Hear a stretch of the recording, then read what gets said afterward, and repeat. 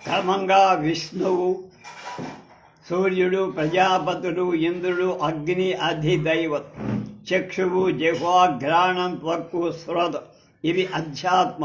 వీటికి రూపం, రసం, గంధం, స్పర్శ, శబ్దం అధిభూతాలు. సూర్యుడు, జలం, భూమి, వాయు దిశలు క్రమంగా వాటికి అధిదైవత. మనస్సధ్యాత్మం, దానికి అధిభూతం మంతవ్యం, అంటే అనేక సార్లు దాన్ని తలుచుకోవాలి. చంద్రుడు అధిదైవ, బుద్ధి అధ్యాత్మ, దానికి అధిభూతం బోద్ధవ్యం. క్షేత్రజ్ఞుడు అధిదైవత, అహంకారం అధ్యాత్మం, దానికి అభిమానం అధిభూత.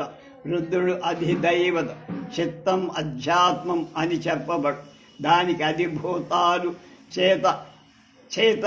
చేతయువ్యవ చెయ్యబడి. బ్రహ్మ అధిదైవ.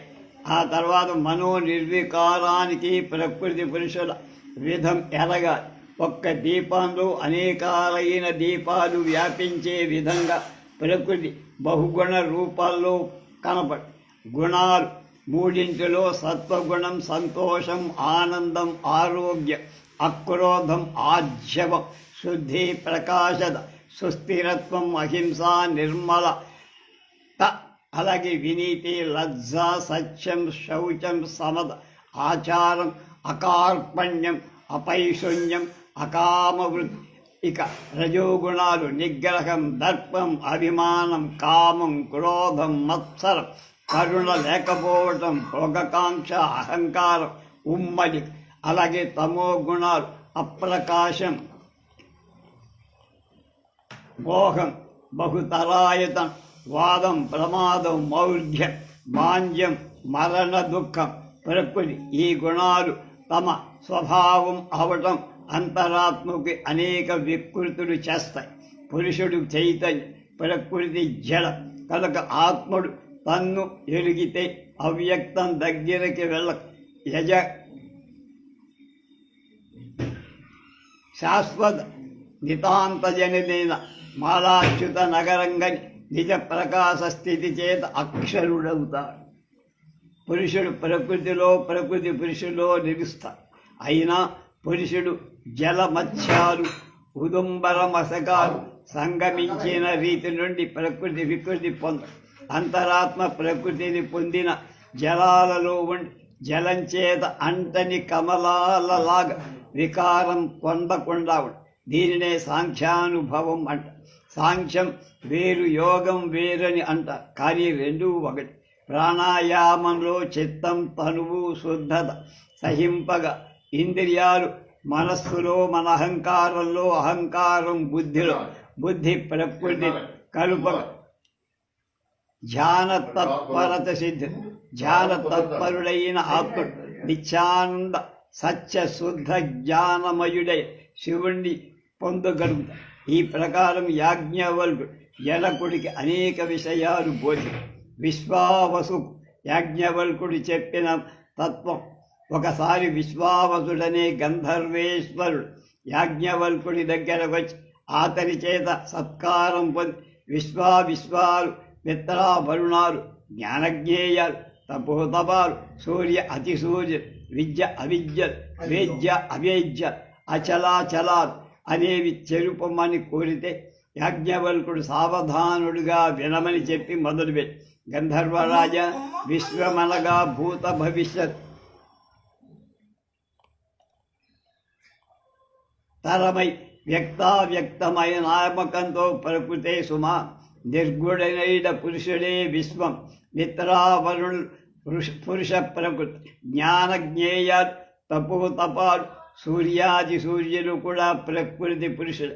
విద్య వేద్య చల అచలాలనే శబ్దాలు వరుసగా పురుషుడికి ప్రకృతికి వాచకాలు. వేదార్థ చింతనలు క్షరాక్షరాలను తెలుసుకొని క్షరాన్ని వదిలి అక్షరాన్ని చేపట్టి పంచవింశాక్ష తత్పరత ఉన్న పురుషులకు కేవలత్వం కలు. దాని వలన అతడు షడ్వింశ దర్శనం పొంది తన్మయత చేత్ పురుషోత్తముడవుతా. పురుషోత్తముడని, షడ్వింశకమని, పరమేశ్వరుడని, పరమని వాటికి పేరు. ఆ పరమే నిరంజనానంద బోధనిచ్చు. ప్రకృతి పురుషుణ్ణి పురుషుడు ప్రకృతిని చూస్తూ ఉండటం చేత పరాన్ని పొందలేకున్నాడు. అలాగే పరం అంటే ప్రకృతి పురుషులను చూస్తూ స్నేహ సహవాసాల మూలంగా సమ్మోహం ఉదయించగా కాల సముద్రంలో మునుగుతూ గాఢహంకారం మమత్వాలకు పంతి ప్రకృతిలో పురుషుడు ఐక్యమవుతూ అలా కాకపోతే ప్రకృతి పురుషుల వేరుపాటు కనపడు. ప్రకృతిని విడిచి పురుషుడు వివేక దృఢత్వంలో పంచవింశకుడు కాగా షడ్వింశ పదం నిస్సంశయంగా ఆ పునరావృత్తి పరమగు అదే పదం పరమన్. అలా యాజ్ఞవల్కుడు చెప్పగా విశ్వావసుడు ప్రమోదం చెంది పద్యం తథ్యం అని తెలిపితనని యాజ్ఞవల్కుడిని సంయమిలోక బ్రహ్మలోక స్వరలోక ప్రఖ్యాత ప్రజ్ఞాన సంభావని యుద్ధుడని కీర్తించి సభక్తికి దదక్షిణ ప్రణామాలు చేసి నిజస్థానానికి వెళ్ళారు.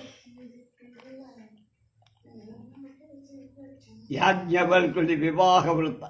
అప్పుడు మిథిలానగర సమీప అరణ్యంలో ఒక ఋషి కత్తుడు అనేటువంటి నామంతో ఉండేవాడు. అతనికి నిజ భార్యలో లక్ష్మీ కటాక్షంలో కాక్షాయని అనే కూతురు పుట్టే. ఆమె రోజు రోజు ప్రవర్ధమానమై ఒప్పుతారు. సకాలంలో ఆమెకు వివాహం చెయ్యాలని కతుడు యాజ్ఞవల్కుడి దగ్గరికి తన సుతను వివాహం చేసుకోమని ప్రార్థి. యాజ్ఞవల్కుడు ఆనందించి అతని కోరిక తీర్చడానికి ఒప్పుకొని సకల ఋషిగణ పరివృతుడై వచ్చి యథావిధి కాత్యాయనిని పెళ్ళాడి నిజ ఆశ్రమానికి వెళ్ళా. తర్వాత మిత్రుడనే ఒక సద్బ్రాహ్మణుడు మైత్రేయి అనేటువంటి ఒక కుమార్తె జన్మి. ఆమె బాల్యం నుండి బ్రహ్మ విద్యా గోష్ఠి మీద ఎక్కువ ఆసక్తి చూపే. క్రమక్రమంగా ఆమె పెరిగి యుక్త వయస్కురాలి.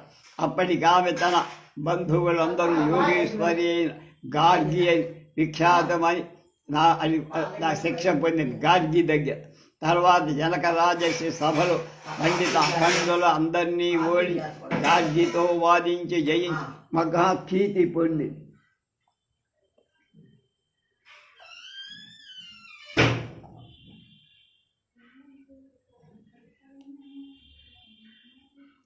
యాజ్ఞవల్కుడు తప్ప ఇతరులను వివాహమాడనని ఆమె కృత నిశ్చయురాలై తండ్రికి చెప్పి తండ్రి ఈ విషయాన్ని గార్గికి చెప్పి గార్గి ఆనందించి ఆమెను తీసుకుపోయి కాత్యాయని కప్పకి ఆమెతో స్నేహం కలిపి క్రమంగా కాత్యాయని మైత్రేయి ఇద్దరూ ఒకరిని విడిచి ఒకరు ఉండలేక ఏక శరీరాలై ఉన్నట్టు.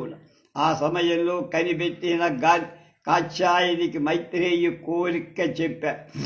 కాత్యాయని సామాన్య స్త్రీ కాదు కనుక బ్రహ్మానందపడి మైత్రేయితోడి స్నేహం వృద్ధి అయ్యి ఆమె ఎడబాయకుండటానికి కారణమవుతుందని భర్తను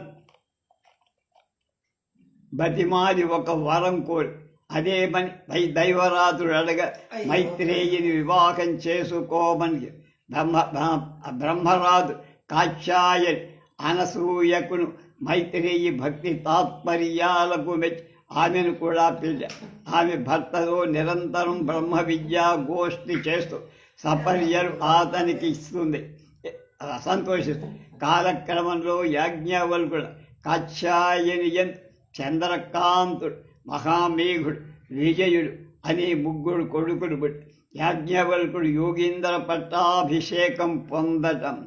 మొదట మహర్షులంతా యోగీశ్వర పట్టాభిషిక్తుడవటానికి అర్హుడైన ఋషి వర్యుడు ఎవడని నిర్ణయించడానికి ఆలోచి అప్పుడు వాళ్ళంతా యాజ్ఞవల్కుడి దగ్గరికి వెళ్ళి అతని వల్ల పరమయోగ రహస్యాలన్నీ తెలుసుకొని ఇంతకు మించిన యోగి ఏ కాలంలో ఎవరు ఉండరని కనుక మాఘశుద్ధ పూర్ణిమ నాడు అతనికి యోగీంద్ర పట్టాభిషేకం ఇవాళ రాత్రికే మాఘ పౌర్ణమి కనుక మాఘశుద్ధ పూర్ణిమ నాడు ఆ యాజ్ఞవల్కునికి యోగీంద్ర పట్టాభిషేకం చేసి యాజ్ఞవల్కుడు పరమ ఋషులకు తెలిపిన వినయాలే ఆయన వాళ్ళకి చెప్పిన విషయాలే. యాజ్ఞవల్క యోగ శాస్త్రం యోగ యాజ్ఞవల్క్యం అనే పేరు 12 అధ్యాయాలతో విశ్వవిఖ్యాతి. యాజ్ఞవల్కుడి తురీయ ఆశ్రమం అనేక సమయాల్లో అనేక సండిత సభలు సమస్త విషయాలు యాజ్ఞవల్కుడు అనేకులకు బోధించారు. చివరకు తాను సన్యాసాశ్రమం స్వీకరించే సమయం భార్యలైన కాత్యాయని మైత్రేయిని పిలిచి వాళ్ళకి కావాల్సింది కోరుకోమని తాను గడించిన సమస్త ఐశ్వర్య ఇద్దరికీ పంచి ఇస్తానని. అంత వాళ్ళిద్దరూ మాకేమక్కల అజరామరత్వాన్ని మోక్ష మార్గాన్ని తెలపమని. అప్పుడు అతడు కాంతలారా ఉత్తమ విషయాన్ని కోరి నాకు ఆనందం కలిగించారు, చెప్తా జాగ్రత్తగా. భర్త భార్యకు ప్రియుడు కాక ఆత్మ కొలకే ప్రియుడవుతాడు. అలాగే పుత్రమిత్రాదులకే కాక సమస్తానికి ఆత్మ ప్రయోజనానికే ప్రియుడవుతాడు.